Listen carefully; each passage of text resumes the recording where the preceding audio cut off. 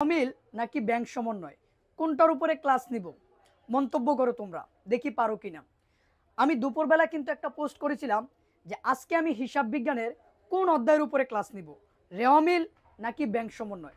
তোমরা অধিকাংশই কিন্তু ব্যাংক সমন্বয় বিবরণীর উপরে ক্লাসটা নেওয়ার জন্য অনুরোধ করেছো এবং আরও কিছু শিক্ষার্থী রেওয়ামিল নেওয়ার জন্য অনুরোধ করেছো।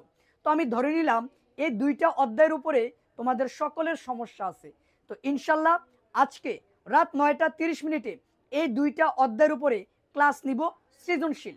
প্রিয় শিক্ষার্থীরা, এই ক্লাসটি তোমাদের জন্য খুবই গুরুত্বপূর্ণ। কেন গুরুত্বপূর্ণ? কারণ বোর্ড পরীক্ষায় এই দুইটা অধ্যায় থেকে কিন্তু সৃজনশীল প্রশ্ন আসবো।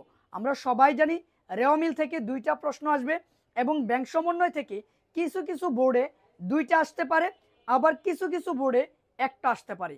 তো অল্প সময় দিয়ে তুমি এই দুইটা অধ্যায় কমপ্লিট করে নিতে পারবা যদি আজকের ক্লাসটি করো।